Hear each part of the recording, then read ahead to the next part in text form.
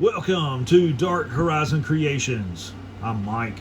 This time we're taking a look at the Star Wars, the Black Series Sergeant Jyn Erso action figure by Hasbro. Now, if you hadn't already, please follow, like, and subscribe to my social media accounts on Facebook, Instagram, and YouTube.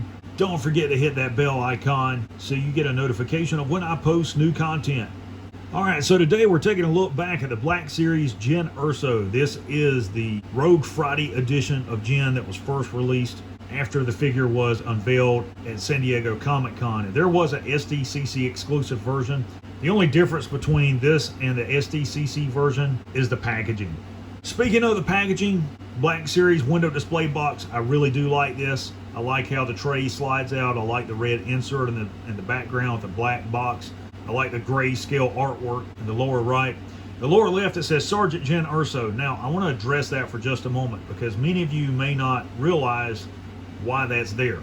In the early drafts for the script of the movie, she was given the rank of Sergeant because she was a team leader in the Rebel Alliance. That was the early iteration of Jyn. So when all of this material got turned over to marketing for like Hasbro and various companies for merchandising, Sergeant Jyn Erso was included on the packaging. That's why it's there. We never see that on screen. That's taken from a scene where they are on board the Imperial cargo shuttle entering orbit around Scarif, and Lieutenant Cephala, one of the Pathfinders, promotes Jyn to Sergeant within the Rebel Alliance. And the reason that occurs is to acknowledge her position of leadership, to give her a formal rank, so that the other troops will respect her and follow her when they go into battle. We never see that on film, but that's where it comes from. So very briefly, I will move this to the side and I will bring out the reissued version of the Black Series Jyn Erso. This one includes the photoreal head sculpt, and you can see they've removed the rank from her name. Instead of Sergeant Jyn Erso, it just says Jyn Erso. I personally don't care for that decision, but that's why it was removed from the packaging, because it's never alluded to on screen. Alright, so here we have Jyn outside of the packaging. Bring her in closer so you guys can see the head sculpt, attention to detail, greeblies there on her vest, fasteners, got some paint apps on it there, paint apps on this side, her code cylinders, striping on her jacket, her head scarf, of course she has on her gloves, her Blastech A180 blaster pistol in a drop thigh holster, and this scarf will come off. And you have to push it above her chin and her nose. And I don't like that aspect of it because I don't want to scratch or damage the head sculpt at all. But it will come off. And there you have Jyn. And this is prior to them using the photoreal technology. And I have to say, it's still a nice head sculpt. There's nothing wrong with that at all. And if you're a customizer and you like to repaint, you could use some Cadian Flesh Tone by Citadel Paints, dry brush some eyeshadow underneath her eyes, and do a little bit of blush on her cheeks, and completely transform how this action figure looks. I also like to paint her nails. I haven't done that on this figure, but that just brings out the detail on the action figure. As far as articulation, her head is on a ball joint, full range of motion, up and down, left and right.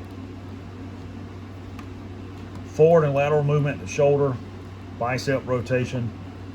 No butterfly joint on this action figure, bend at the elbow, and wrist swivel and wrist pivot.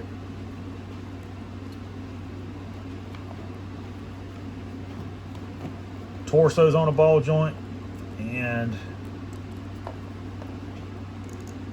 no waist swivel on this one. I thought she had waist swivel, but she doesn't. Forward and lateral movement to thigh rotation, really tight joints on the figure. Double jointed knee, lower leg rotation. You guys can see that there. And her foot will pivot and roll.